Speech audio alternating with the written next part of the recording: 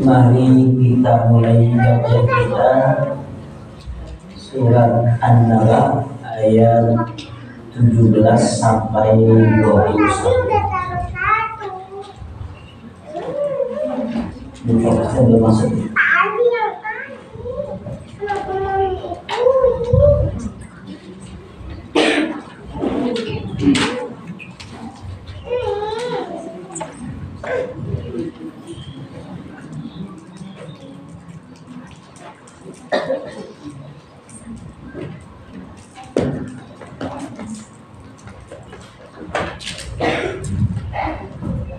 Kita mulai saja. Silakan ibu-ibu yang membawa mushaf terjemah boleh membuka surat An-Naba ayat 17 sampai ayat 21. Bismillahirrahmanirrahim.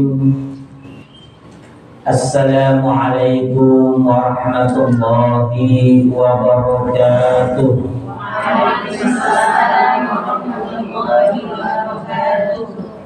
Alhamdulillah wa syukrulillah ala ni'matillah, la hawla wa la quwwata illa billah, amma ba'd. Faqad qala Allah subhanahu wa ta'ala fil Qur'anil Karim wa huwa asdaqul qailin. A'udzu billahi minasy syaithanir rajim. Bismillahirrahmanirrahim. Inna yawmal fasli kana miqata. Yawma yunfakhu fis-suri fatatuna afwaja. Wa futihatis samaa'u fakanat abwaba. Wa suyyiratil jibalu fakanat saraba. Ila akhiril ayat. Ibu-ibu pengurus maupun petugas yang dirahmati oleh Allah Subhanahu wa ta'ala, para hajah, para ustazah, dan seluruhnya saja yang hadir di majelis yang mulia ini. Alhamdulillah, di pagi hari ini dengan izin Allah Subhanahu wa ta'ala kita bisa hadir dan berkumpul di tempat yang mudah-mudahan kita mendapatkan ridha dari Allah Subhanahu wa ta'ala. Semoga ilmu yang kita pelajari menjadi ilmu yang bermanfaat. Semoga Al-Quran yang kita tadabburi menjadi syafaat bagi kita, dan semoga umur yang diberikan oleh Allah Subhanahu wa ta'ala kepada kita adalah umur yang senantiasa diisi dengan amal soleh dan amal jariah. Amin ya rabbal alamin. Salawat serta salam kepada Rasulullah SAW. Beliaulah tauladan bagi kita, beliaulah contoh bagi kita. Maka sepatutnya kita mengikuti apa yang menjadi pelajaran dari Rasulullah SAW. Harapannya adalah agar kita menjadi umat yang dibanggakan, menjadi umat yang senantiasa berjuang di jalan Allah, dan menjadi umat yang senantiasa mengikuti setiap perjuangan Rasulullah SAW, dengan harapan kita mendapatkan syafaat dari Rasulullah SAW. Ibu-ibu yang dirahmati oleh Allah, pada pertemuan yang sebelumnya kita masih berbicara tentang kekuasaan Allah. Kekuasaan Allah yang sangat banyak yang sudah Allah sampaikan. Di antaranya adalah bumi yang Allah hampakan. Alam naj'alil arda mihada.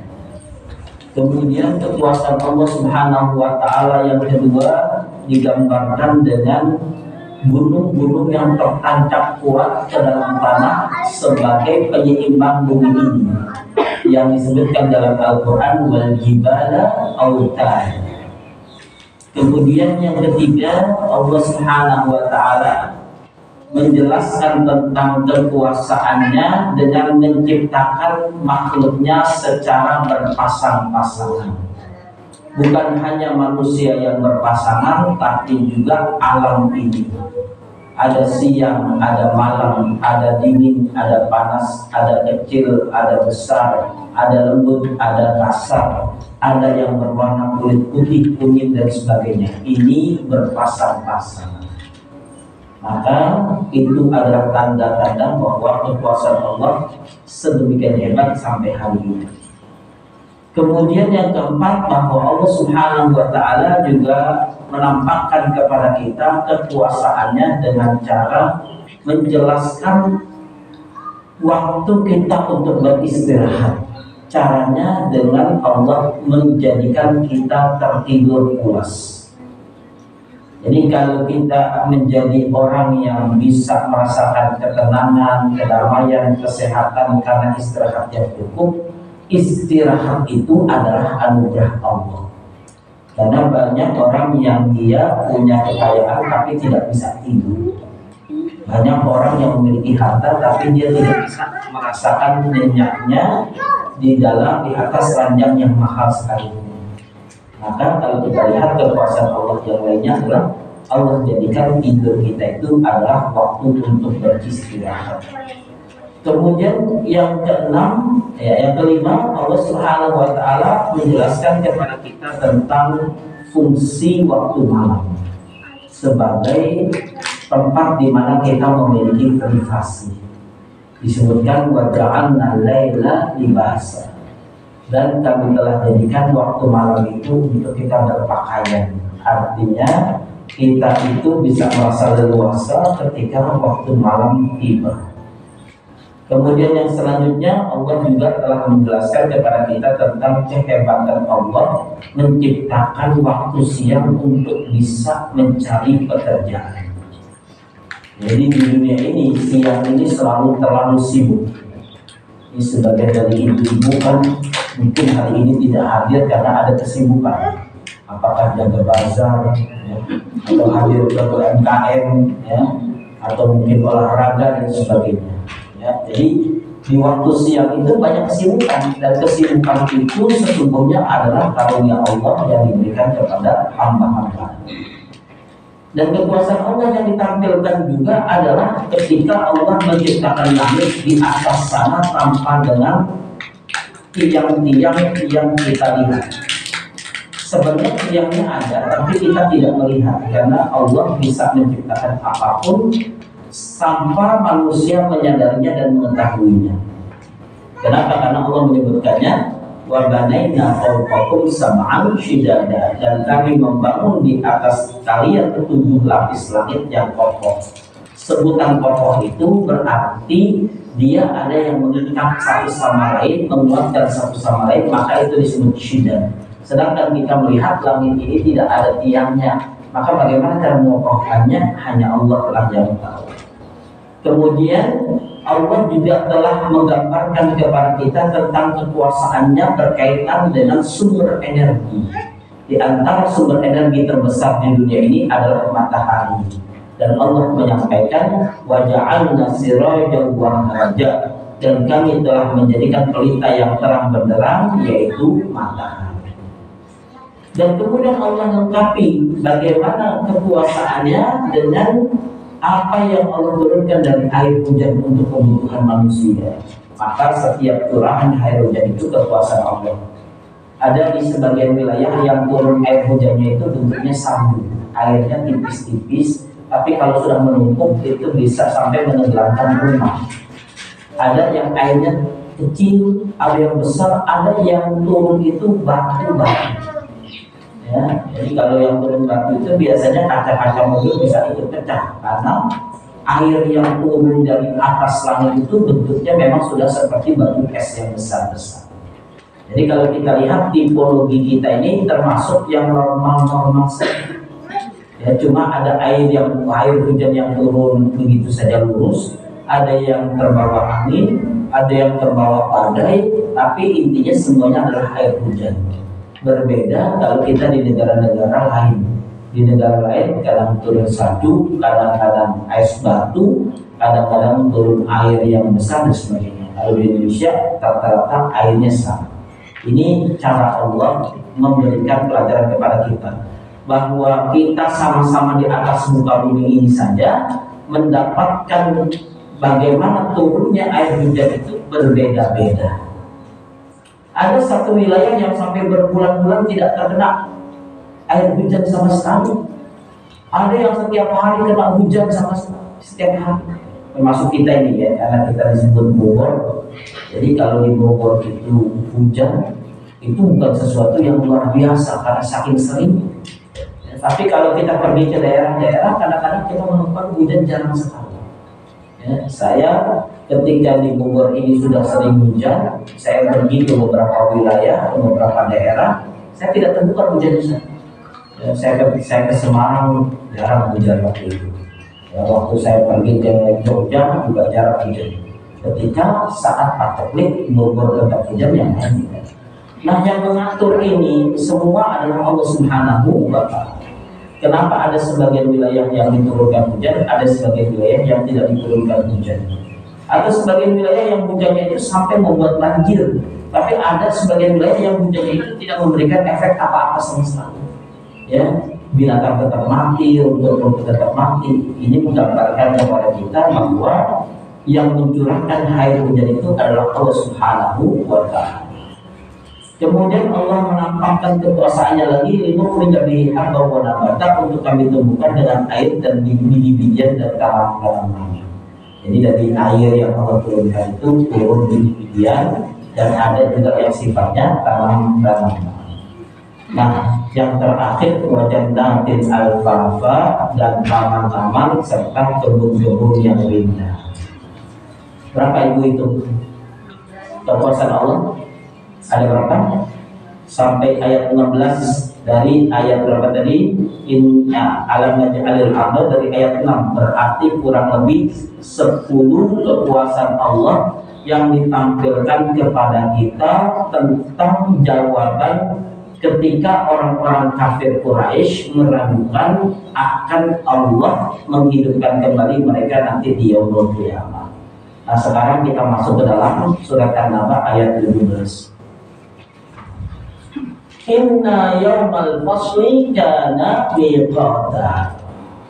Sungguh hari keputusan adalah suatu waktu yang telah ditetapkan.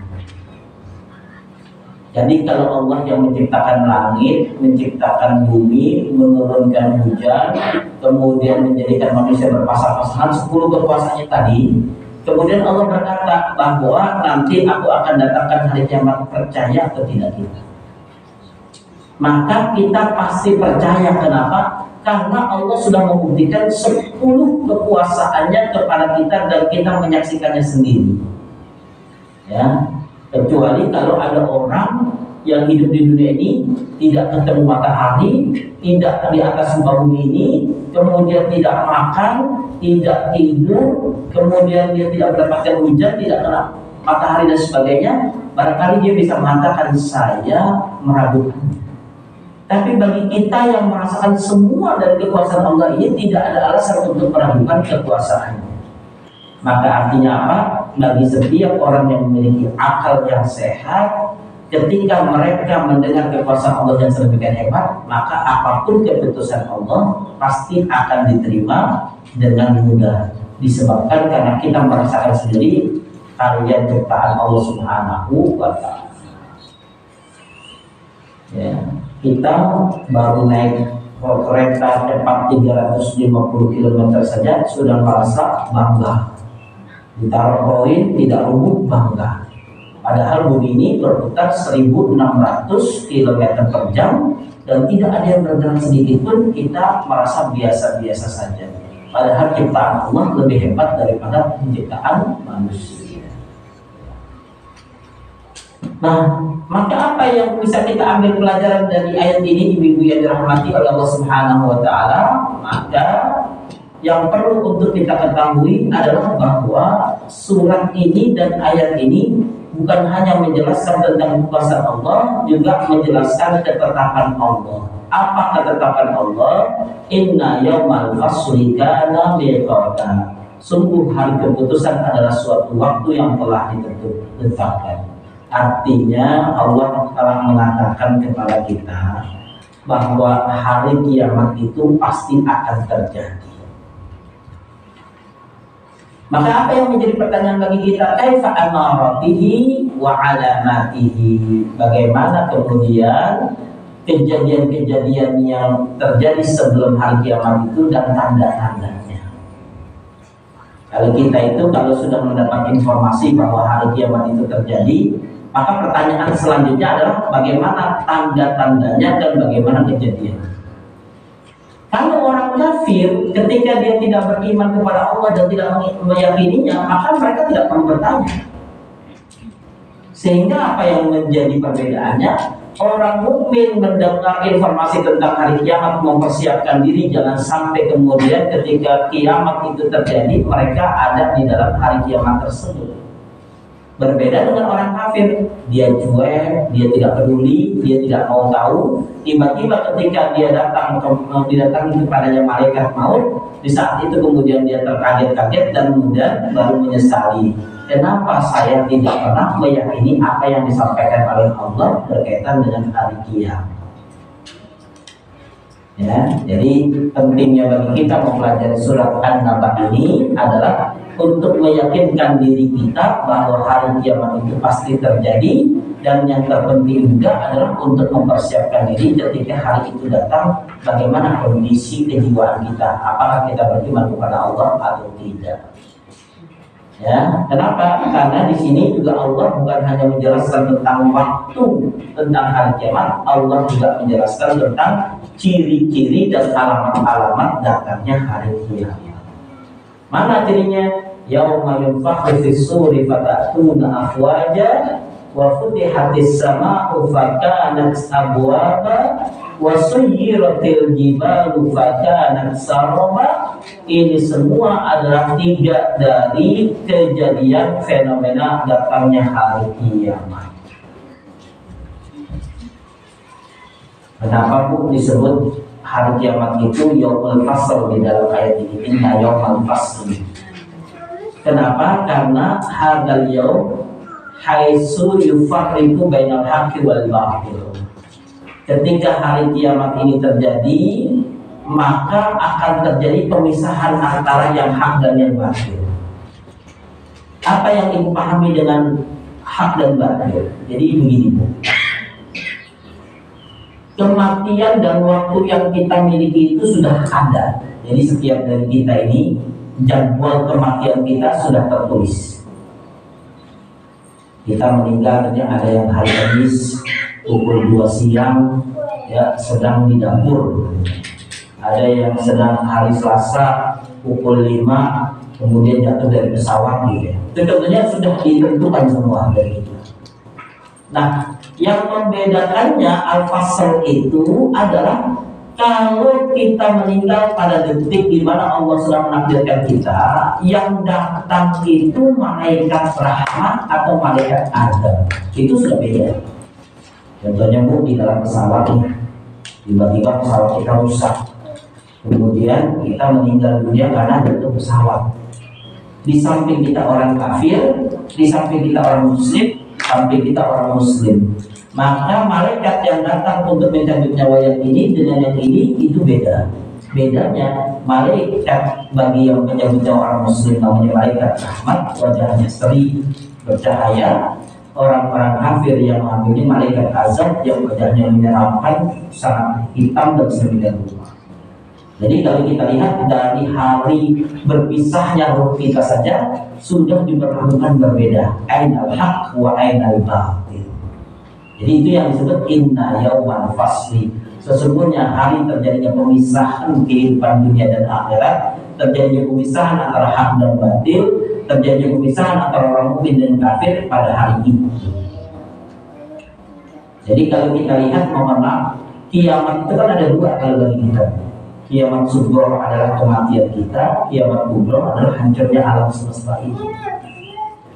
Kalau kiamat sughra pasti setiap orang melewatinya, kiamat kubra jangan sampai kita melewati. Jadi kalau kita hidup di zaman kiamat kubra itu terjadi, berarti kita dalam kondisi tidak beriman kepada Allah. Karena di saat kiamat itu terjadi tidak ada satupun orang yang beriman kepada Allah, karena mereka sudah mendapatkan ciri-cirinya seperti matahari yang timbul dari sebelah timur, ya, dari sebelah barat kemudian dia tenggelam di sebelah timur. Nah, ketika 2-3 hari sudah terjadi, kalau bagi orang beriman dia sudah menyadarinya, tapi ketika dia berteman sudah tidak lagi ada manfaat. Dan ini memang akan terjadi hanya kepada orang-orang kafir. Ya, jadi yaumul qiyamah itu fihi al-faslu bainal muhiq wal batil. Yang pertama terjadi pemisahan antara kehidupan orang-orang yang berada dalam kebenaran dan orang-orang yang berada dalam kebatilan. Itu dipisahkan. Yang kedua, bainal hayatid dunya wal akhirah, dipisahkan. Kehidupan dunia dan kehidupan akhirat juga dipisahkan. Yang ketiga, bainal muhsin wal musi, yaitu orang yang selalu berbuat kebaikan dengan orang yang berbuat keburukan, ketika dia nanti di hari kiamat akan dipisah. Makanya ibu-ibu jangan heran kalau nanti di padang mahsyar melihat bagaimana manusia ini terpisah ruhnya. Orang-orang yang mukmin ruhnya disimpan di lauhul mahfuz, lafi aliyin, sedangkan orang-orang kafir dia disimpan di tempat yang disebut dengan lafi sijjin, tempat yang sangat rendah. Itu pencabutan bawahnya saja sudah beda. Yang muhsin orang berbuat baik di atas, orang musik orang yang berbuat buruk di bawah. Itu terjadi pemisahan.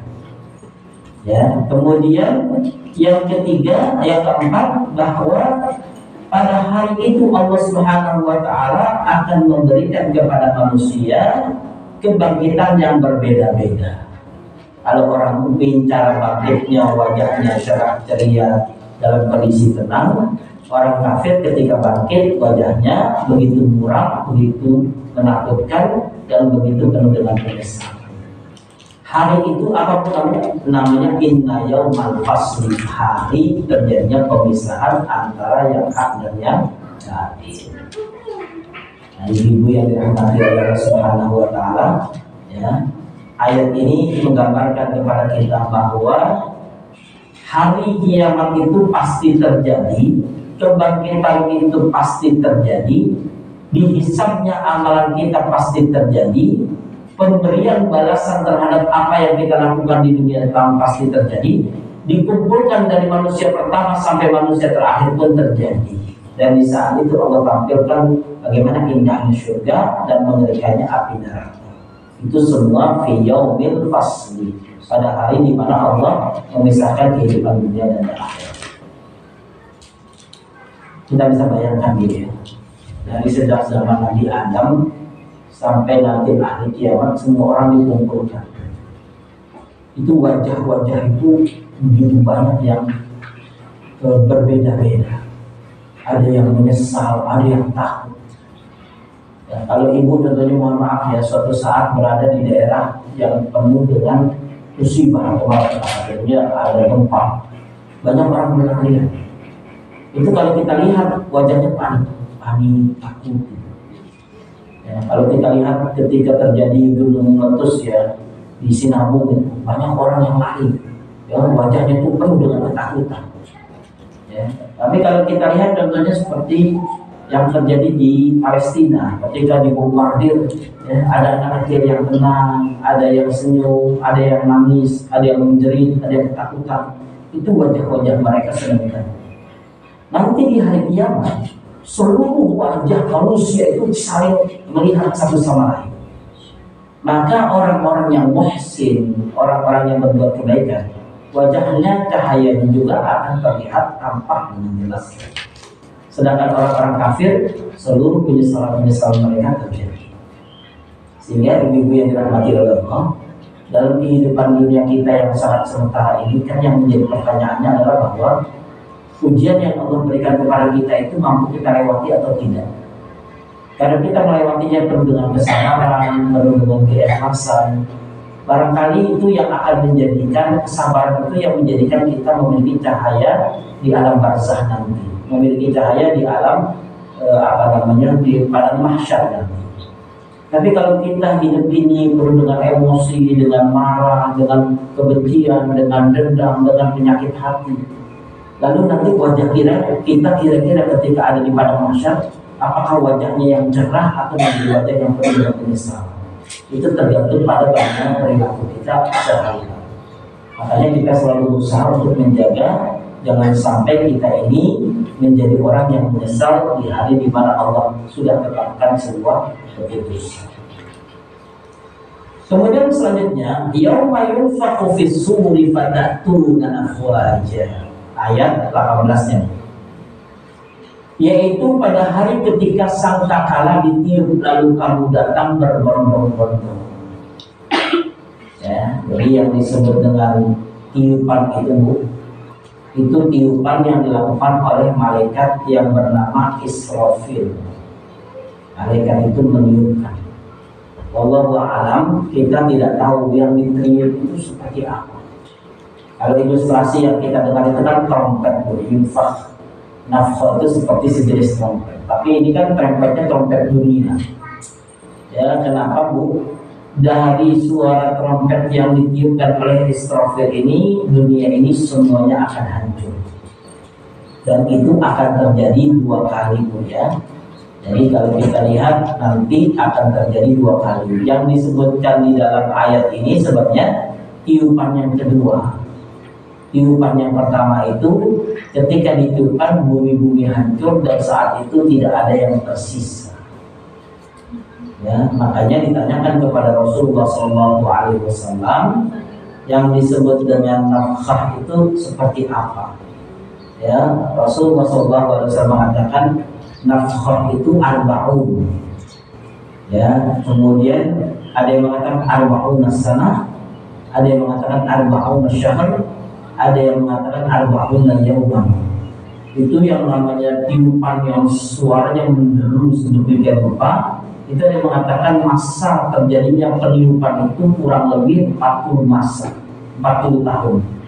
Ada yang mengatakan 40 bulan, ada yang mengatakan 40 hari.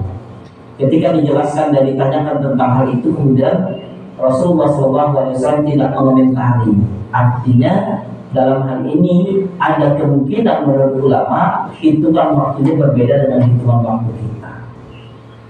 Kalau 40 tahun, ya bisa kita bayangkan bagaimana kemudian manusia tersiksa. Ya, kalau 40 masa juga demikian, dalam artian 40 bulan atau 40 hari, di mana ditiupkan sehingga satu demi satu dari alam ini hancur. Ya, kalau kita lihat contohnya pohon-pohonnya mulai hancur, sungai-sungainya kemudian mulai patah, kemudian lautannya mulai tumpah, kemudian sedemikian rupa. Itu digambarkan kerusakan yang sedemikian rupa 40 masa dalam hadis Rasulullah SAW. Ya, kalau kita lihat mohon maaf kerusakan yang terjadi selama ini kan sifatnya itu sangat cepat. Ya, dengan kejadian tsunami di Aceh itu hanya membutuhkan waktu beberapa menit, tapi dampak kerusakannya sampai sedemikian rupa. Bagaimana kalau tiupan itu ditiupkan selama 40 masa? Kalau diartikan 40 tahun, kerusakannya sedemikian dahsyat. Ibu-ibu pernah mendengar kisah sebuah kaum yang dia dimeninggalkan oleh Allah hanya dengan sayhatan musbihin, satu suara teriakan di waktu pagi. Itu kaum apa, Bu? Kaum Nabi Saleh. Ya, Bu, ya. Jadi kalau kaum Nabi Hud itu kan ditimpakan hujan yang isinya batu-batu. Ya, kemudian kalau nabi-nabi yang lain kita lihat seperti Nabi Lut, dibalikkan tanahnya ditimpa.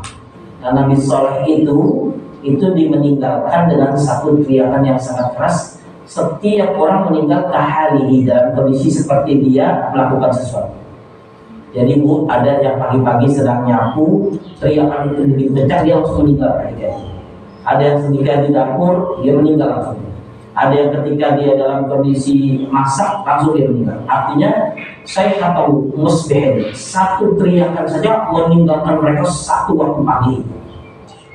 Ya, itu bisa dibayangkan berapa ribu jumlah kaum Nabi Saleh yang ingkar kepada Allah. Itu sebelum terjadinya azab itu kan Allah sudah memberikan kepada mereka peringatan dengan berubah-ubahnya warna kulit mereka. Warna kulit mereka itu berubah 3 kali, warnanya beda-beda, ada merah, kuning, hitam. Kemudian setelah itu sampai terakhir mereka mengatakan ini hanya sebuah fenomena, kenapa kulit kita seperti ini. Besoknya pagi-pagi bangun tidur beraktivitas seperti biasa, karena dia sudah lihat bahwa warna kulitnya memang dari awal sudah berbeda. Lalu apa yang terjadi? Di saat itu Allah tiupkan satu suara teriakan yang sangat besar. Tidak ada orang yang mendengarnya kecuali semuanya mati. Maka ini artinya bahwa satu teriakan Allah saja bisa mematikan satu kaum Nabi Soleh. Bagaimana ketika Allah SWT ingin menghancurkan manusia dengan satu tiupan ini, maka bagi Allah jauh lebih dahsyat untuk menghancurkan seluruh alam semesta. Ya, jadi kalau kita lihat ini surat An-Naba adalah tiupan yang kedua menurut para ulama, karena tiupan yang pertama adalah tiupan yang mematikan, yang memorak-morandakan, yang memisahkan antara satu dengan lainnya. Ya, jadi yang tadinya bersama ketika terjadi tiupan sangkakala atau trompet itu semuanya terpisah, tidak ada lagi yang bersama. Nah, yauma yunfakhu fis-suri fata'tuna afwaja, padahal ketika sangkakala ditiup kembali lalu kalian datang berbondong-bondong. Ini penjelasan tentang yaumul ba'si.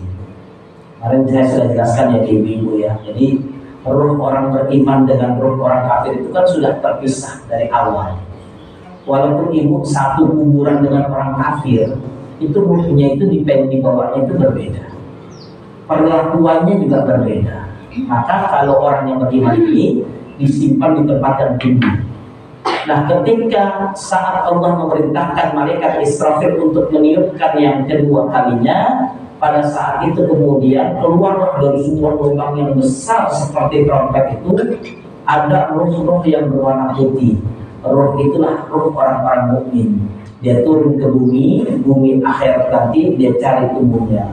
Jadi tubuh itu sebagian kepalanya sudah menyerbuat tapi masih dalam kondisi mati. Ya, jadi nanti itu kondisinya bahwa setiap dari manusia yang meninggal dunia itu diturunkan hujan oleh Allah. Diturunkan hujan oleh Allah selama 40 masa. Ketika diturunkan hujan itu, setiap air merembes ke dalam tanah.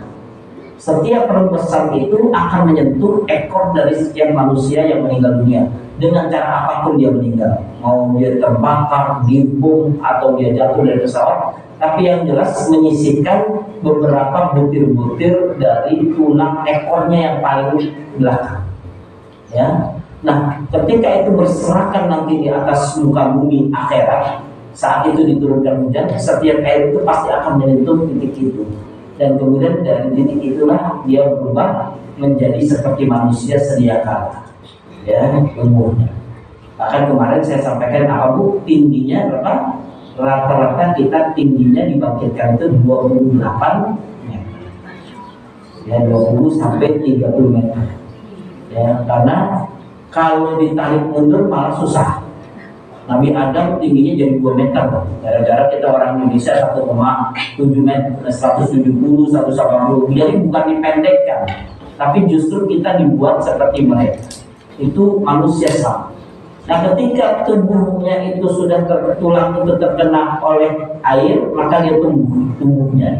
Tulang-tulangnya seperti biasa, kulit-kulitnya seperti biasa, dan kemudian dia menyemburuan wajahnya ke atas.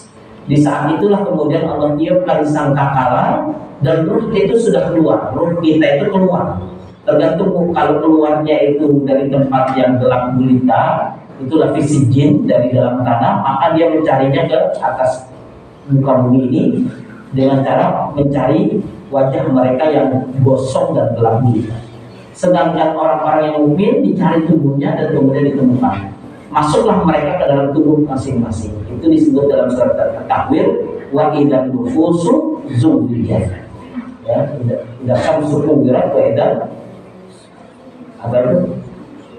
Ada yang hafal surat At-Takwir? Ya, tidak samsu wirat. Ya, ya.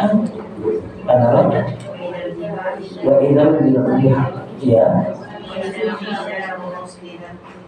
Ayat 5-nya. Wa idzal nufus husyirat. Ya. Intinya di dalam surat itu wa idzal nufusu zuwijat, dan jiwa-jiwa yang dikembalikan ke dalam tubuhnya. Nah, pada saat itulah kemudian manusia bangkit. Dan bangkitnya itu jama'atin. Itulah yang ditafsirkan fatatuna afwaja. Nanti kalian di akhirat akan berangkat menuju kepada mahsyar itu berbondong-bondong, caranya berkelompok-kelompok. Bukan dengan kelompok yang ada di situ, bukan, kelompok-kelompok amalnya. Ada orang yang suka maksiat, satu kelompok dengan orang yang maksiat. Ada orang yang ahli ibadah, satu kelompok dengan orang yang ahli ibadah. Ada orang yang cinta Al-Quran, satu kelompok dengan pencinta Al-Quran. Ada orang yang benci kemungkaran, satu kelompok. Jadi Allah buat kelompok-kelompok, dan kelompok itu datang berbondong-bondong. Saat itu disebut dengan fatatun afwaja, kalian akan datang berbondong-bondong. Dan yang menjadi masalahnya, tidak ada satupun orang yang bisa menghindari dari kelompok mana. Pas kita lagi bangkit, kemudian kita dikelompokkan dengan orang-orang yang suka maksiat. Kemudian kita bilang, saya nggak mau satu kelompok dengan dia, tidak bisa.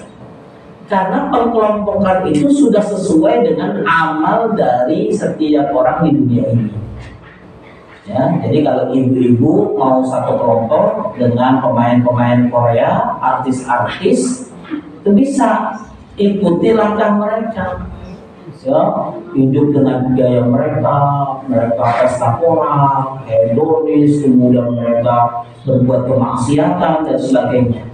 Ya, nanti tinggal lihat di akhir, ternyata betul saya satu kelompok dengannya. Ya, kelompok calon penghuni neraka. Na'udzubillah min. Ya, tapi kalau kelompoknya pas ibu lihat, masya Allah ini ustazah, wah ini juga ustazah, wah ini satu kelompok kan. Kalau sudah seperti itu menenangkan hati.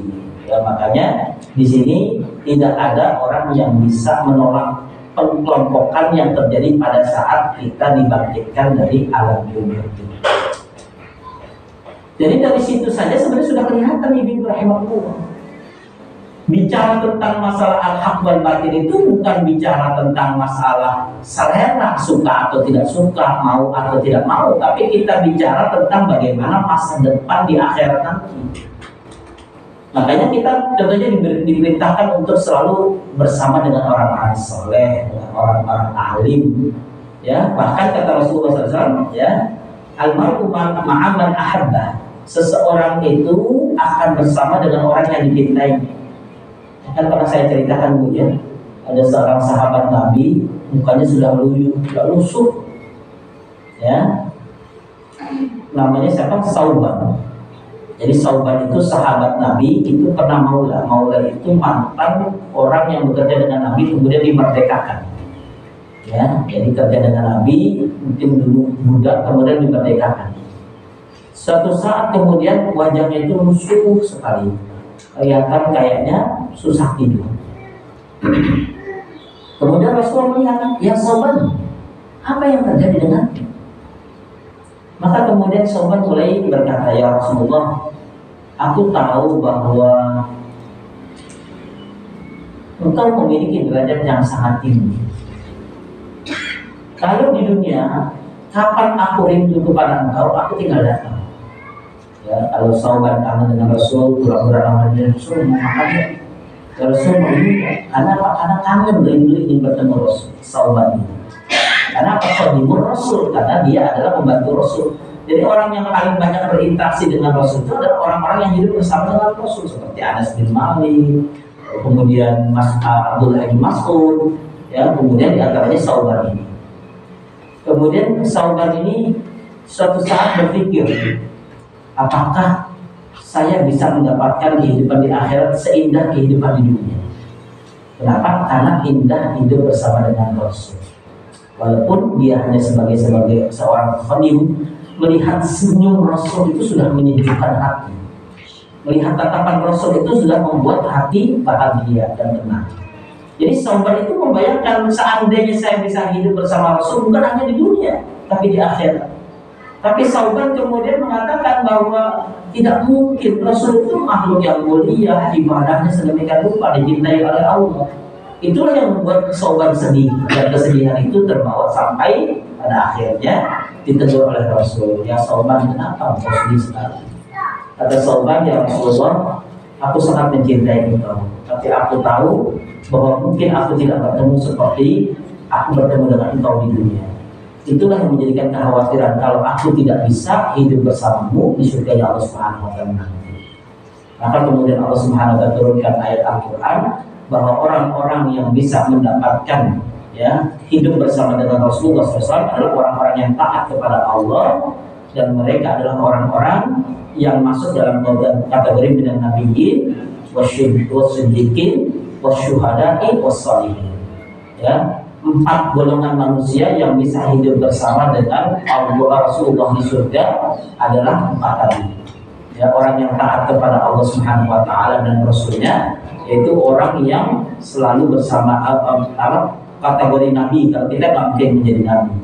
Yang tersisa oleh kita ini tinggal 3 kalau kita ingin bersama dengan nabi.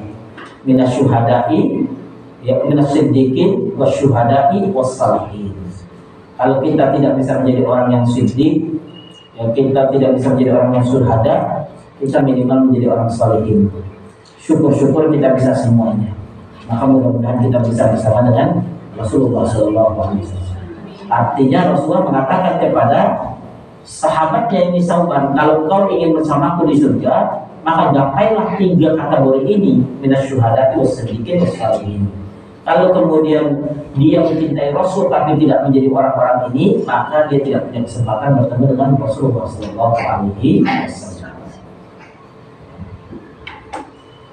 Kemudian kalau kita lihat bahwa nanti manusia itu kan dibangkitkan dan datang kepada Allah Subhanahu wa taala memiliki kelompok. Nah, kelompok itu ada yang disebut dengan ashabul yamin, ada yang disebut dengan ashabul shimal. Siapa itu ashabul yamin? Ashabul yamin itu adalah orang-orang yang memiliki kehidupan selalu bersama dengan orang-orang yang mengikuti Rasul. Jadi ashabul yamin itu orang-orang yang senantiasa hidupnya mengikuti apa yang diajarkan oleh Rasulullah SAW. Itu adalah ashabul yamin. Ya. Kemudian siapa ashabul shimal? Ashabul shimal itu adalah haula'i al-munafiqin, al-kufar. Itu ashabul shimal. Hanya nanti lihat ketika kita dibangkitkan di dalam alam kubur, kita datang berbondong-bondong, apakah kita bersama dengan ashabul yamin atau ashabul shimal? Kalau al-yamin itu kan dalam bahasa kita itu kanan, ya, yumna. Shimal itu kiri. Jadi kita itu masuk dalam kategori golongan kanan atau golongan kiri. Kalau di dunia ini kadang-kadang orang menyebut kanan kiri itu semaunya. Jadi sayap kanan, sayap kiri, ekstrem kanan, ekstrem kiri. Sampai mujahid disebut ekstrem kiri, padahal dia mujahid, bisa jadi. Ya, makanya dalam hal ini kalau kita mau mengklasifikasikan tentang bagaimana kehidupan akhirat kita, ikuti klasifikasi berdasarkan ayat Al-Qur'an. Ya, jadi ternyata ketika kita dibangkitkan nanti, kita akan digabungkan bersama dengan kelompok-kelompok yang disebut dengan ashabul yamin dan ashabul shimal. Di samping itu, Bu, termasuk yang mendapatkan kitab. Orang yang beriman kepada Allah mendapatkan kitab dari 2 arah, depan dan kanan. Kitabnya terbang, kitab amalannya itu terbang, kemudian menuju kepada dirinya. Dia ambil dengan tangan kanan, berarti dia min ashabil yamin.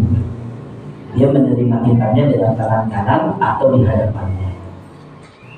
Ada orang yang menerima catatan amalnya, datangnya dicari dalam nggak ada, ternyata dari belakangnya. Itu ashabul shimal, yang ambil dari belakangnya kitabnya. Ini kitabnya baru diambilnya saja sudah pakai tangan kanan dan tangan kiri, itu perbedaan. Kalau orang yang ashabul yamin menerima kitab dari tangan kanan, wajahnya cerah. Kenapa? Mudah-mudahan seluruh catatan amalnya itu termasuk amal soleh, amal jariyah, amal yang diterima oleh Allah. Sedangkan orang-orang yang mendapatkan kitab yang sebelah belakang itu amalannya tidak ada yang soleh, isinya kemungkaran dan kemaksiatan. Kita sebagai orang tua, kalau dibilang 3 orang pertama yang mendapatkan rapot adalah mereka-mereka yang terbaik. Kemudian dari 7 sampai 10 mereka-mereka adalah nilainya yang paling buruk. Kemudian dari 10 sampai 30 ini yang nilainya rata-rata atau pertengahan. Nah, ketika kemudian ingin disebutkan 3 pertama, kita kadang-kadang sudah tegang. Anak saya kira-kira dapat 3 besar. Ya, kalau dipanggil namanya, bahagia sekali. Ternyata 3 besar. Kalau dipanggil nomor 3, nomor 4 sampai nomor 10 sudah sedih muram. Anak saya termasuk anak-anak yang nilainya paling kecil tentunya. Nah, kalau yang pertengahan dia biasa-biasa saja. Wah, yang penting saya tidak menjadi orang yang jahat, tidak menjadi orang yang buruk, atau tidak menjadi anak yang nilainya itu paling kecil dan sebagainya. Barangkali di dunia kita sering diuji dengan cara-cara itu, ya. Apalagi kalau lagi acara gerak jalan, ada door prize. Door prize-nya dapat umroh, ya. Yang disebutkan namanya setelah ini, dia yang akan dapat umroh itu kita terganggu, pengen dapat gitu kan. Itu kadang-kadang suasana hati kita ketika melihat seperti itu sudah sangat tegang sekali. Bagaimana ketika Allah menurunkan kitab amal kita, kemudian kitab amal itu dikirimkan kepada kita, kita juga tegang saat itu. Apakah akan menerima kitab itu di bagian kanan kita, depan atau kanan kita, atau di belakang kita? Dalam kondisi yang sedemikian rupa, ya dikatakan tuyurus suhuf, di dalam beberapa riwayat itu tuyurus suhuf. Jadi kitab-kitab itu terbang menuju ke orangnya masing-masing. Jadi ketika kitab itu diserahkan, itu terbang menuju ke orangnya masing-masing. Yang menjadi permasalahannya, apakah dia terbangnya itu posisinya di depan kita dan kemudian kita tinggal menangkapnya, atau kemudian kita mencarinya ternyata dia ada di belakang kita. Bagi orang-orang yang menyepelekan amal soleh di dunia dan kemudian di akhirat dia mendapatkan kitab di sebelah kiri, maka yang ada terbayang adalah betapa dia menyesal banyak kesempatan kebaikan yang dia tinggalkan. Tapi bagi orang-orang yang selalu mengambil kebaikan-kebaikan di dalam kehidupan dunianya, kemudian dia mendapatkan kitab di sebelah kanan, maka dia tersenyum. Alhamdulillah, walaupun dulu saya harus capek letih, tapi saya mendapatkan kitab ini di sebelah tangan kanan saya, yang disebut dengan ashabul yamin. Itu sudah ketegangan tersendiri. Makanya bagi orang mukmin itu nikmah fauqa nikmah. Bagi orang kafir itu nikmah fauqa nikmah. Bedanya kalau nikmah itu sebuah kenikmatan, kalau nikmah itu sebuah kesedihan atau sebuah penderitaan. Bedanya ain dengan qaf. Makanya ibu kadang-kadang nikmat gitu ya. Itu kalau diartikan dalam bahasa Arab itu bisa menjadi sebuah kesedihan. Ya, makanan ini terasa lezat dan nikmat gitu ya. Pakai ka. Itu kalau diartikan dalam bahasa Arabnya, nikmat itu sebuah kesedihan dan tidak merasakan kenyamanan. Ya, biasanya kalau kita itu nulisnya pakai koma di atas, nikmat. Ya, harusnya begitu. Tapi kan kadang-kadang kita mau praktis aja, nikmat itu pakai kaf, pakai huruf ka misalnya ya. Ya, jadi tempatnya terasa nyaman ya. Kalau kita punya villa, disewakan sebuah tempat terasa nyaman, sejuk dan nikmat gitu ya. Jadi itu kesalahannya seperti itu ya, diperhatikan itu. Karena memang bahasa Arab itu sangat kuat ya karakternya. Nah, kalau nikmat itu ni'am, kalau nikmat itu niqomah, artinya nikmat itu sebuah kesengsaraan di atas kesengsaraan. Niqomun fauqa niqomin, ya, kalau kita ni'amun fauqa ni'am. Itu perbedaannya Bu ya. Jadi ketika orang-orang ini sudah mendapatkan kitabnya di sebelah belakang, maka dia merasa menderita, merasa tersiksa, merasa menyesal. sedangkan orang mukmin merasakan surga. Itu makanya nikmatul fawq. Bagaimana nikmatul fawq nikmati? Contohnya sederhananya ini ya. Orang mukmin meninggal dicabut nyawanya oleh malaikat rahmah dengan tenang. Sakitnya itu dihibur dengan tampilan sinopsis surga. Maka dia bisa senyum di akhir hidupnya. Maka ibu pernah mungkin melihat sebuah pernyataan seorang anak yang kemudian dia mau meninggal dunia. Dia bilang, wahai ayah, aku tidak bisa melihat wajahmu ayah, tapi aku sudah melihat taman surga yang sangat indah ayah. Ya. Artinya dia sudah ditampilkan. Itu sebenarnya tidak berarti bahwa orang yang meninggal itu tidak punya rasa. Rasa sakitnya ada, tapi tampilan sinopsis indahnya surga itu membuat kenikmatan sehingga rasa sakitnya tidak terasa. Ya, jadi itu satu kenikmatan tersendiri. Di alam barzah dia tanya oleh malaikat, man rabbuka, Allahu Rabbi, dia bisa jawab. Maka dia dikasih arusyul jannah, dia dikasih lipat dari surga untuk dia beristirahat, boleh dia jalan-jalan, dia mau ngapain aja. Ya, jadi kalau yang dunia sudah capek, ya jangan takut mati. Ya, karena di dalam alam barzah ada tempat yang indah, tapi kalau beramal soleh, kalau tidak dia dapat juga pukulan-pukulan setiap waktu-waktu tertentu. Kemudian setelah dia selesai, hari kiamat terjadi dan tumbangnya sedemikian rupa, dia hanya mendengar, oh ini hari kiamat. Tidak lama hari kiamat terjadi, semuanya dunia gelap gulita, mereka tidak ada yang sadar satupun. Kemudian Allah Subhanahu Wa Taala meniupkan menurunkan hujan, menampilkan manusia seperti yang saya sampaikan. Setelah semuanya sudah siap, baru Allah perintahkan malaikat Israfil, tiup lagi sangkakala yang selanjutnya, ditiup, kemudian roh itu terbang mencari tubuh dan kemudian bangkit. Nah, bangkitnya sebagaimana yang sudah saya sampaikan pada pertemuan sebelumnya, wajah orang beriman itu kan bercahaya ketika dia bangkit dari alam kuburnya.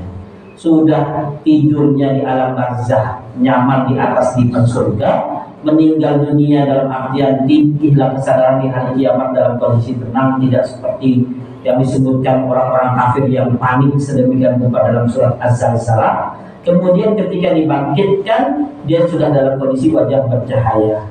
Dikumpulkan orang-orangnya soleh, diturunkan kitab-kitabnya pakai tangan kanan, diberikan hisab-hisabnya dimudahkan. Kemudian Allah bawa, kemudian mereka diarahkan kepada haul atau tempat tempat telaga yang dimiliki oleh Nabi Muhammad. Kata Nabi Muhammad, minumlah, tidak akan pernah haus setelah hidup. Kemudian melintasi sirat dan kemudian masuk ke dalam surga.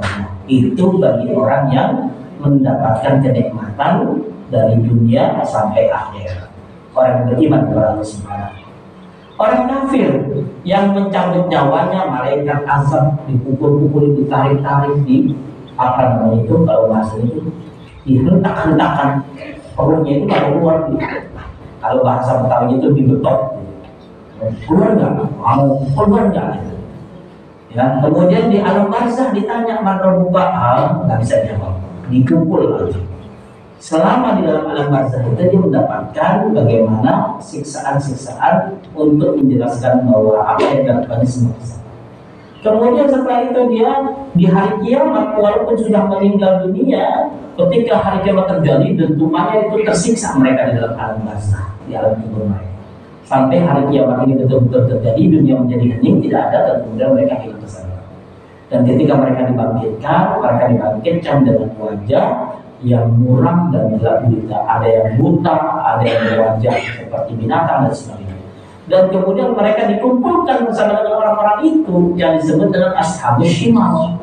Ya, manusia yang dikumpulkan, manusia berwajah babi, satu kelompok. Manusia yang berwajah anjing, satu kelompok. Manusia yang berwajah kerak, satu kelompok. Manusia yang berjalan dengan wajahnya, jalan wajahnya itu berarti tangannya dengan wajahnya itu ya, kayak sikut gitu.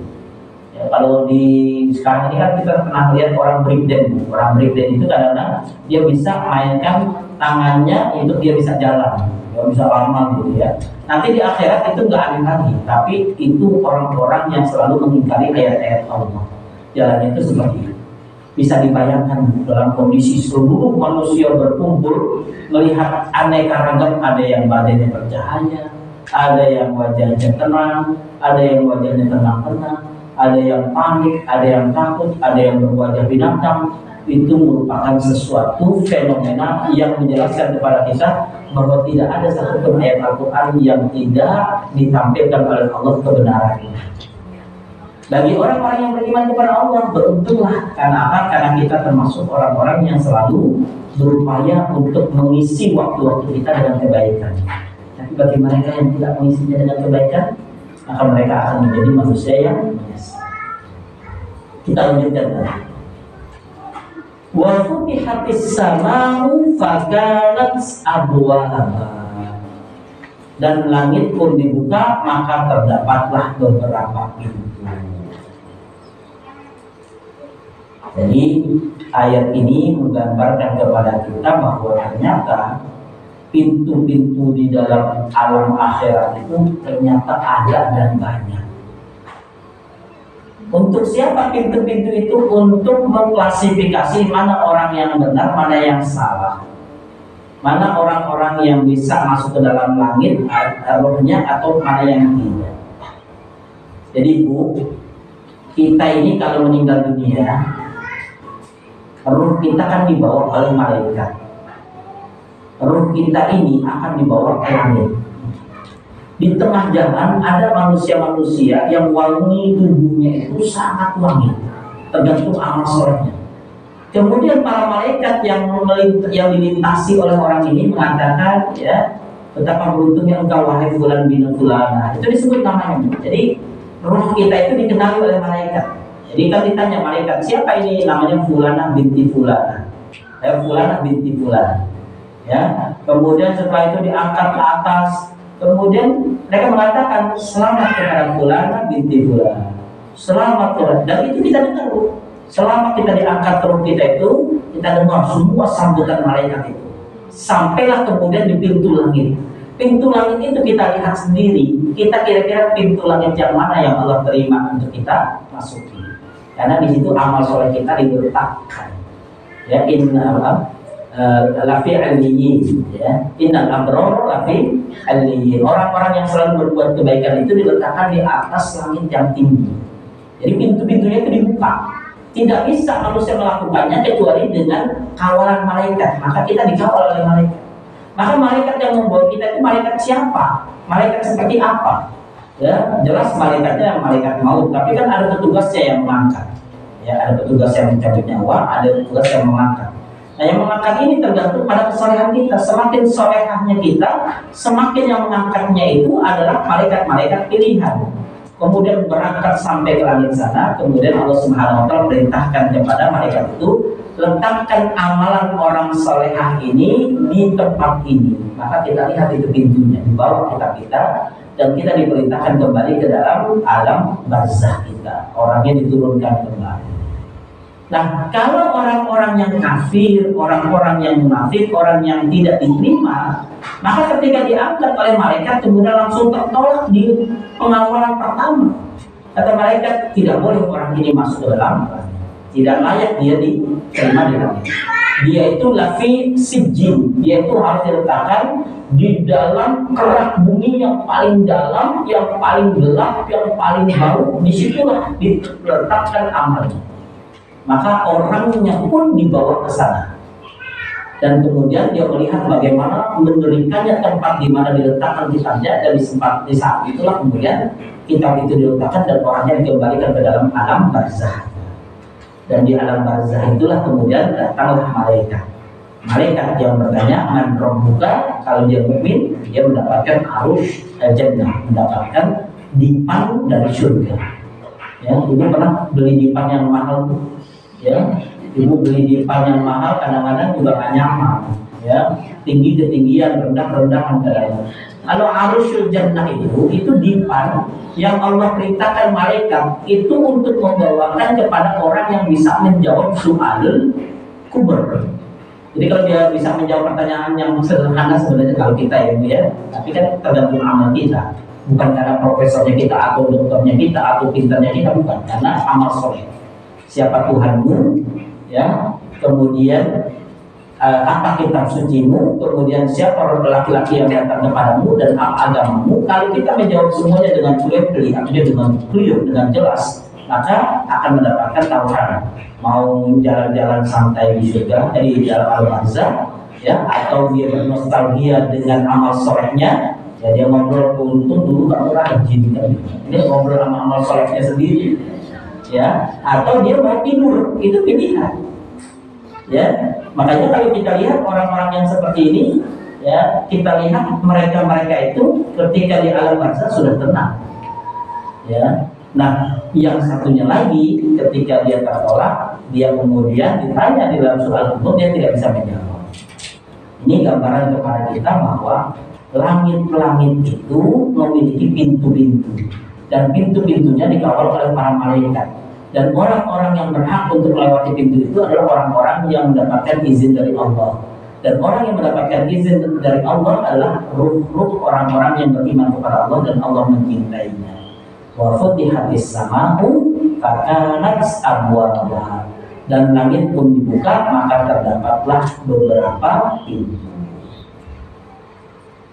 Ya, coba ibu bertanya atau memikirkan kembali, seumur hidup ibu pernah lihat pintu apa yang paling besar? Ya, saya pernah melihat pintu rumah antara Tommy Soeharto dengan Butin. Itu pintunya nggak besar, cuma segede ini. Nah, segini lah persis.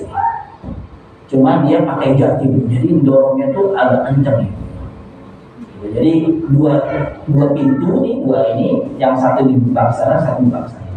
Itu pentingnya sebesar ini.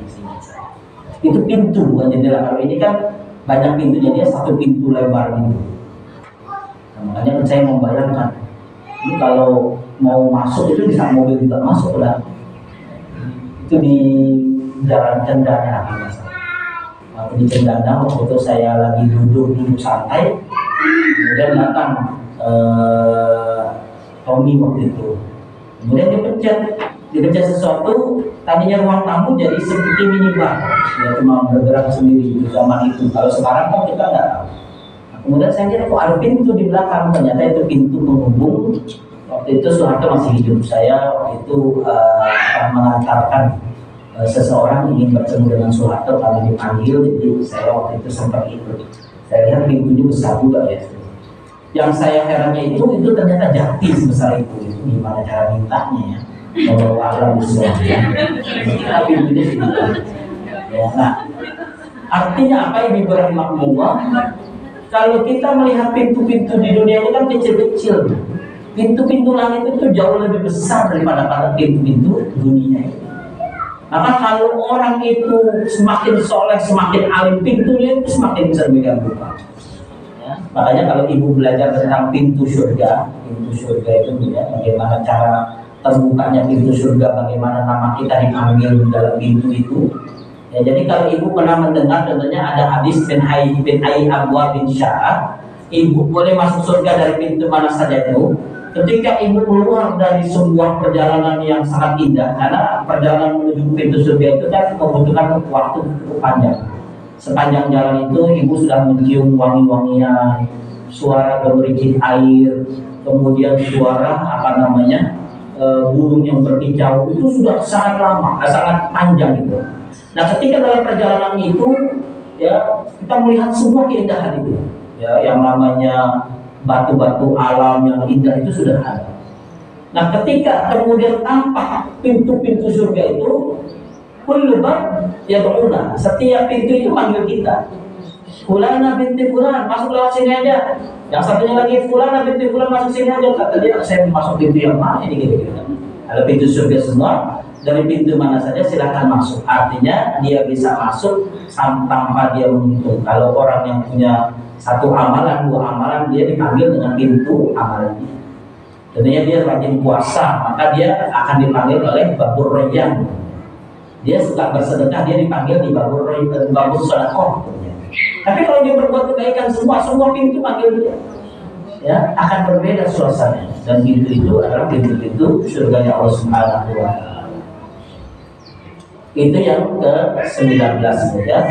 Jadi artinya bahwa Allah Subhanahu wa Ta'ala ketika menjadikan hari kiamat itu, Allah Subhanahu wa taala menjadikan langit-langit itu terbuka semua dan semuanya terlihat dengan segala kekuasaan yang Allah berikan. Kalau di dunia ini kan kita punya keterbatasan untuk melihat langit-langit yang Allah Subhanahu wa taala.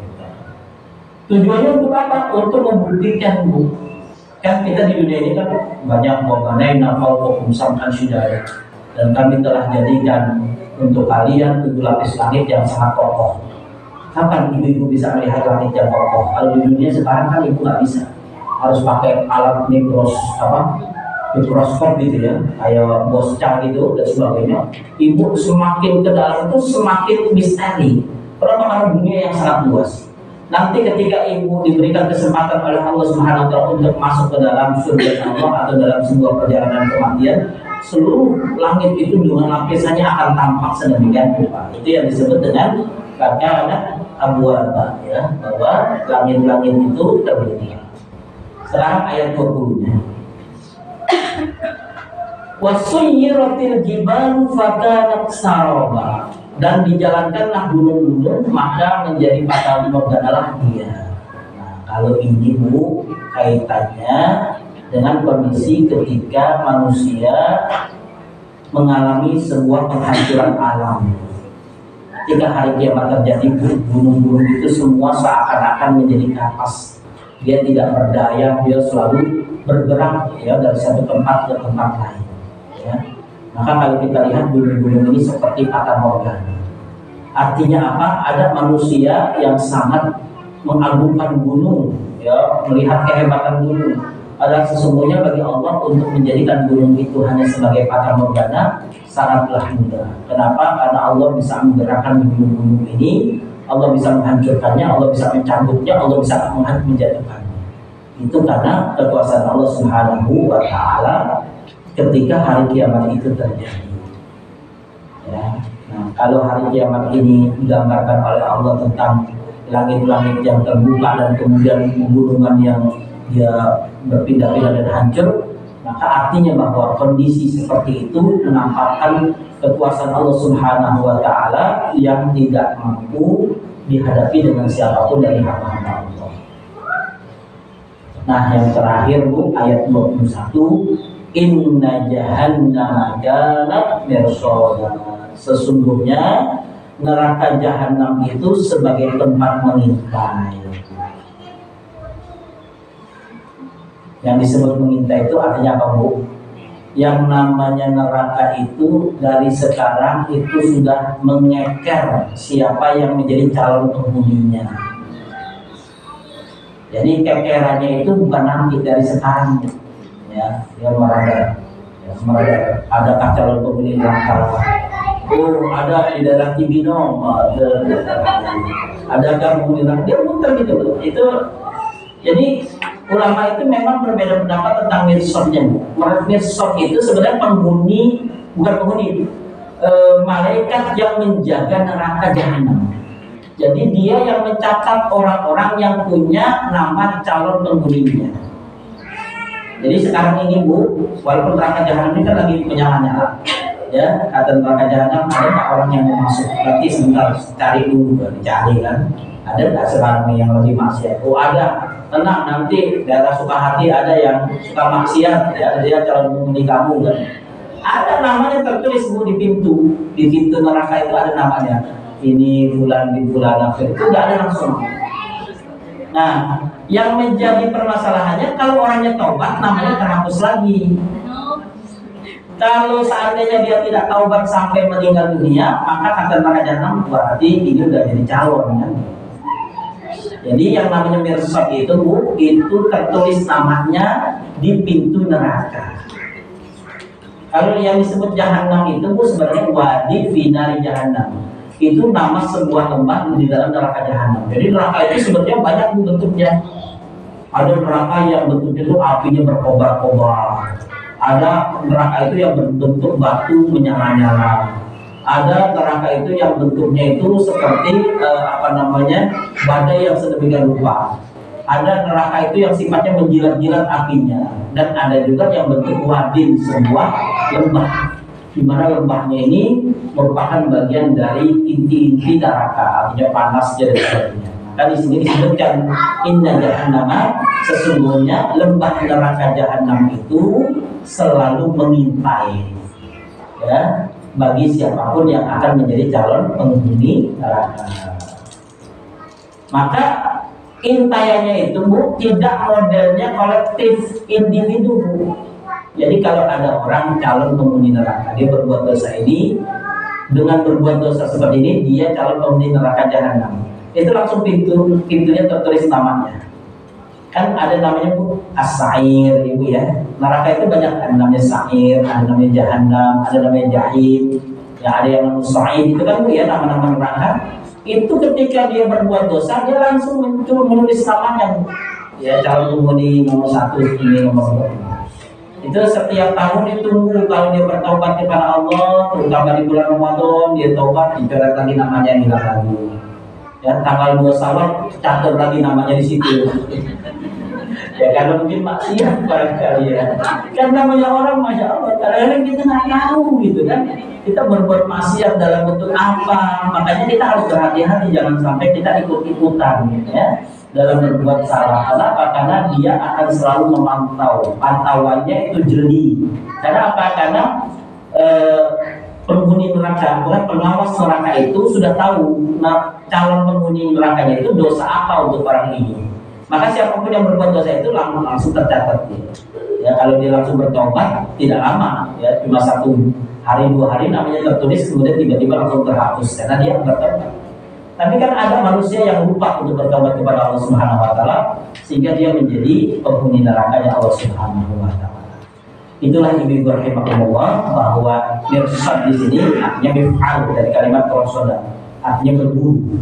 Neraka jahanam itu berburu neraka. Ya, siapa yang akan menjadi calon penghuni. Demikian yang bisa saya sampaikan, sudah pukul 10.27 ya, barangkali pembawa acara ingin memberikan kesempatan kepada yang lain untuk mungkin ada yang didiskusikan, saya serahkan kepada pembawa acara. Alhamdulillah, jazakallahu khairan Ustaz atas penjelasan temanya yang sudah disampaikan. Alhamdulillah bertambah kembali ilmu yang kita dapatkan tentang tafsir ini. Untuk acara berikutnya adalah sesi tanya jawab. Pada ibu-ibu yang akan bertanya, kami persilakan. Silakan dulu.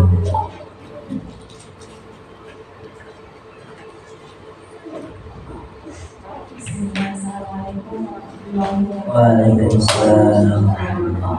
Saya izin bertanya, masalah kita nanti ditempatkan di surga atau neraka, apakah ada kaitannya dengan takdir kita? Terus boleh tambah lagi ya Ustaz ya.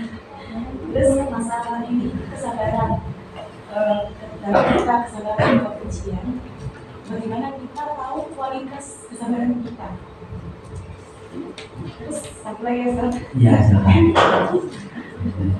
Masalah ini Ustaz yang pernah dengar, misalnya teman kita dari nanti kalau saya nggak ada di surga, tolong cari saya ya. Iya. Itu saya Ustaz. Ya, baik. Gimana mau dikumpulkan atau? Silakan untuk ibu berikutnya yang bertanya. Ada yang bertanya lagi ya.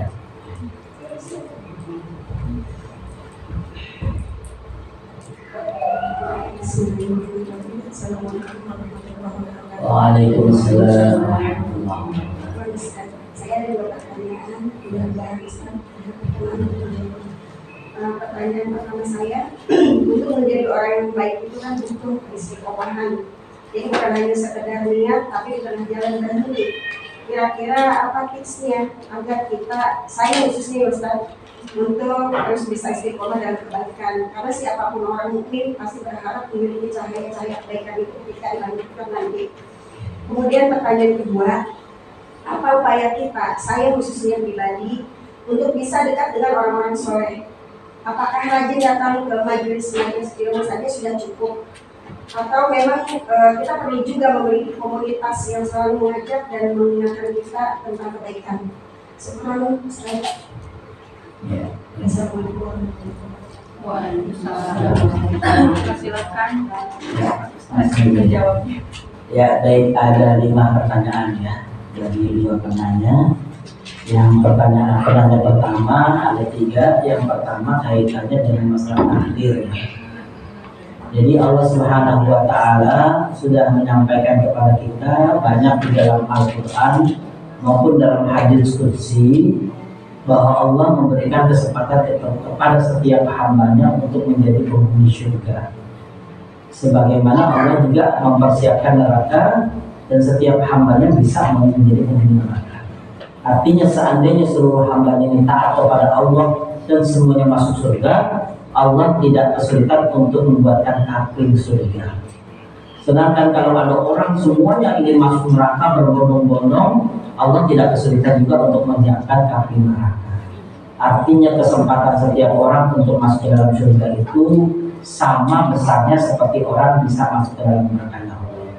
Sehingga dalam hal ini Allah tidak menakdirkan manusia masuk ke dalam surga atau neraka, disebabkan manusia itu diberikan hak pilih untuk menjadi penghuni surga atau menjadi penghuni neraka.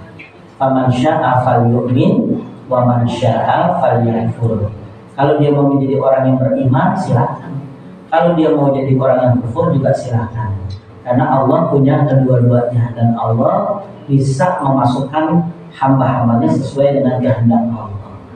Jadi Allah tidak pernah memberikan kepada kita takdir untuk menjadi penghuni neraka. Nah, kalau kita lihat memang ada hadis yang menjelaskan tentang antara catatan amalnya. Ada orang yang antara dirinya dengan surga itu tinggal sejengkal lagi dalam catatan amalnya. Tapi dia berbuat kemaksiatan di akhir hayatnya, akhirnya dia su'ul khatimah, masuk neraka. Ada orang yang dalam catatan amalnya antara dirinya dengan neraka itu tinggal 1 jengkal lagi.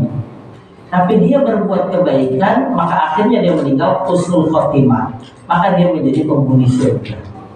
Artinya kesempatan untuk masuk ke dalam surga dengan neraka tergantung pada bagaimana kewaspadaan dia dalam mengisi hidupnya.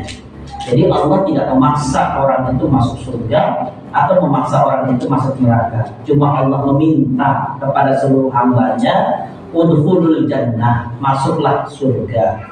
Ya, kalau kita lihat di dalam surat ya ayyatuhan nafsul mutmainnah irji'i ila rabbiki radiyatan mardiyah fadkhuli fi ibadi wa dkhuli jannati. Itu artinya bahwa setiap orang punya kesempatan itu. Maka kalau jiwanya mutmainnah, pasti dia akan Allah berikan tempat di surga yang Subhanahu wa ta'ala. Tidak ada kemudian ayat yang mengatakan ya ayyuhatuhan nafsul khabisah udkhulin nar. Itu yang ada. Tapi yang dianjurkan masuklah ke dalam kategori hamba-hambaku, masuklah ke dalam surgaku. Sehingga Allah menginginkan setiap hamba ini masuk ke dalam surga. Jadi bukan ditakdirkan masuk surga atau neraka. Kalau ada orang ditanyakan kamu apa aja, memang mungkin takdir saya masuk neraka, nggak ada. Karena setiap orang punya kesempatan. Ya. Itu yang pertama. Yang kedua bicara tentang kesabaran.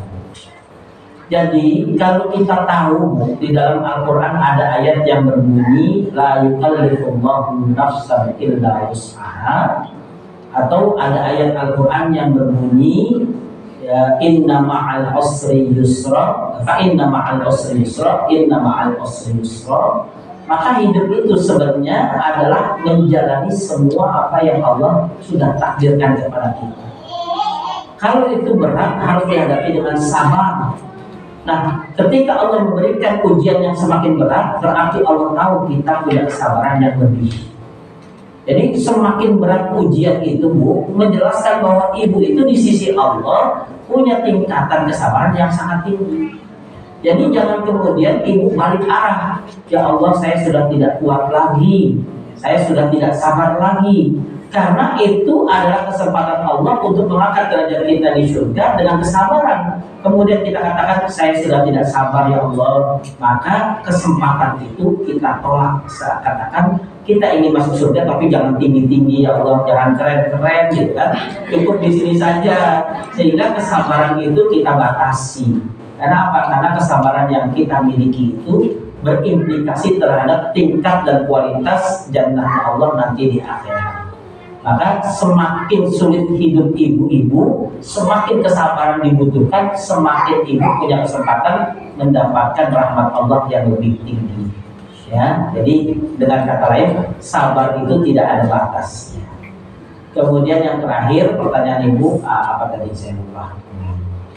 Oh, tentang itu ya, kalau temannya manggil gitu ya. Jadi memang Bu, di dalam beberapa riwayat yang disampaikan oleh para sahabat, bahwa salah satu orang yang bisa memberikan syafaat kepada orang lain adalah syafaatul mu'minin.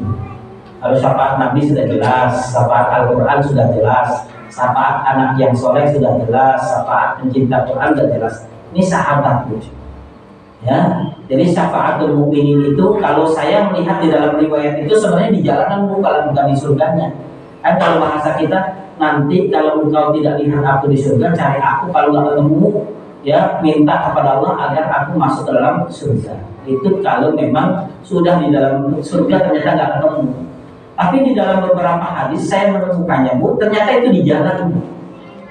Jadi kan tadi manusia itu kan berkelompok-kelompok. Ada orang yang sedang kondisinya lusuh ditarik menuju neraka.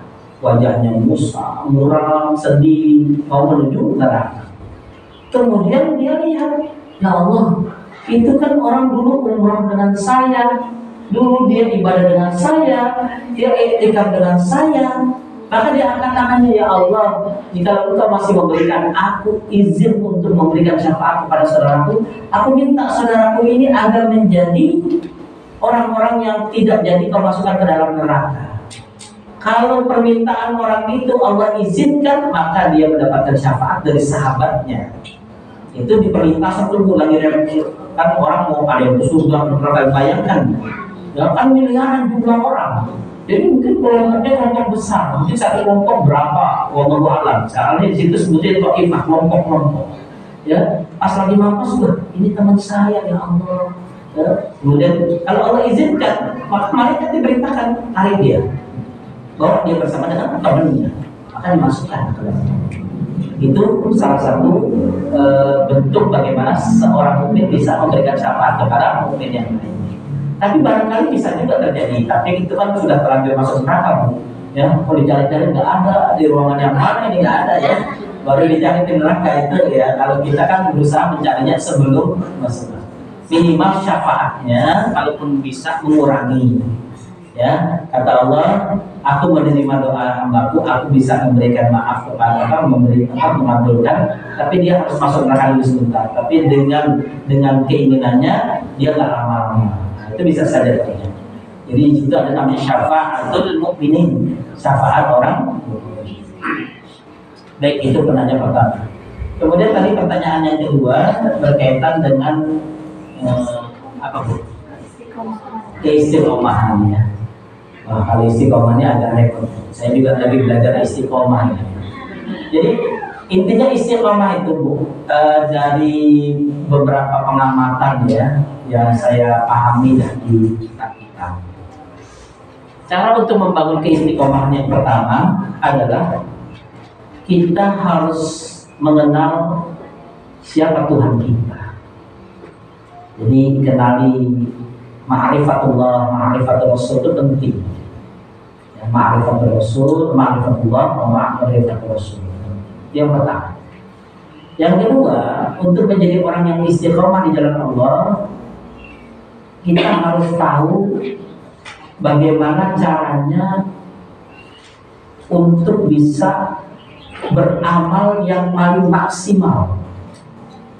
Beramal paling maksimal itu kan sederhana Bu ya, baca Quran. Yang paling maksimalnya seperti apa? Sholat kita yang maksimalnya seperti apa? Jadi jangan ngambil minimalis. Sholat duha boleh dari 2 sampai 10, dan 2 aja. Sholat witir dari 1 sampai 11, 1 aja. Ya. Jadi jangan minimalis. Artinya usahakan dalam amal ibadah itu ambil yang maksimal, artinya yang optimal, semampu kita. Barangkali hari ini 4, besok 8, besok. Artinya ada optimalisasi. Itu cara yang kedua. Yang ketiga, kita memang harus tahu manfaat dari istiqomah itu sendiri. Jadi kalau di dalam Al-Quran kan Allah sering memerintahkan kepada kita untuk beristiqomah. Ya, karena apa? Karena dengan istiqomah ini Allah Subhanahu wa taala akan hafatzul malaika, Allah akan turunkan kepada kita malaikat yang tenangkan hati kita, jiwa kita. Jadi manfaat keistiqomahan itu harus kita lakukan. Nah, kita paham. Nah, yang terakhir, kalau kita mau istiqomah, jangan dekat-dekat dengan maksiat. Jangan dekat-dekat dengan orang-orang zalim. Jangan main dengan orang yang suka meninggalkan ibadah. Itu cara untuk istiqomah. Kita belajar tentang istiqomah, tapi teman kita sukanya tentunya maksiat gitu. Itu susah, karena kita akan menjadi orang yang sulit istiqomah. Termasuk mohon maaf sekali bahwa pasangan hidup kita juga. Kita maunya sholat tahajud dilarang, mau ini nggak boleh, itu juga susah jadi istiqomah. Makanya kita harus satu frekuensi dalam masalah ini. Kemudian terakhir pertanyaan ibu, bagaimana saya harus bergaul dengan orang-orang soleh? Tadi dua sudah ibu jawab. Yang pertama, ibu harus mencari guru, belajar, menuntut ilmu orang-orang soleh. Yang kedua, ibu membangun komunitas orang-orang soleha. Kemudian yang ketiga, bahwa ibu selalu berdoa, ya Allah, kumpulkanlah kami bersama zumratus sholihin, bersama orang-orang soleh. Karena kita nggak tahu orang soleh itu, mungkin ada tetangga kita nggak tahu kesolehannya, kita benci dia. Ada orang yang maksiat, tapi kemudian sama kita cocok, kita temani dia, sehingga orang soleh kita tinggalkan dan semua. Maka caranya minta kepada Allah, ya Allah, masukkanlah hambamu ini menjadi orang-orang yang soleh dan kumpulkanlah bersama dengan orang-orang yang soleh. Ya, itu mungkin tambahannya. Karena dari tadi ibu sudah jawab yang buat tadi ya. Jadi menuntut ilmu, cari orang-orang soleh.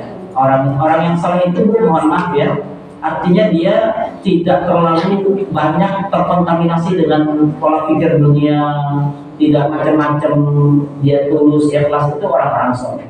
Ya, artinya dia tidak terlalu banyak menyibukkan dirinya dengan hal-hal yang sia-sia. Lebih banyak mencari akhirat, ya, kehidupan masa depan, kebaikan, Al-Quran, hadis, itu orang soleh. Ya, yang seperti ini kan kadang-kadang kalau bahasa kita nggak gaul amat gitu. Ya, dikit-dikit diajak sholat, dikit-dikit diajak ibadah, kan gitu perasaan kita ya. Padahal itu adalah orang yang akan menyelamatkan kita. Barangkali itu Bu ya pertanyaan Ibu. Terima kasih. Saya kembalikan kepada pemohon. Saya beri satu kesempatan lagi, dan Ibu barangkali ada yang bertanya. Satu orang lagi.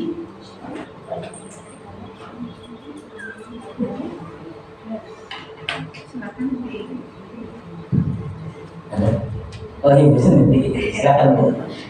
Ustaz, Ahmad mewakili, mungkin dari saya mewakili PB Muslimah yang khususnya mas saya Ustaz.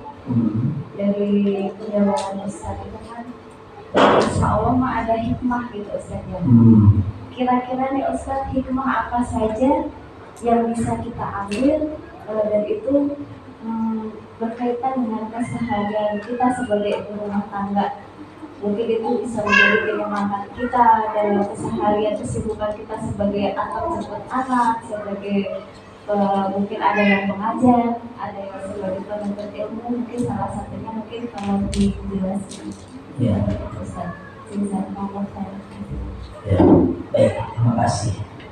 Ibu-ibu yang dirahmati Allah, hidup kita ini sebenarnya pengennya sesuai dengan apa yang kita rencanakan. Tentunya kita punya anak, pengennya sehat, soleh, punya ilmu, pengennya bermanfaat, gitu ya.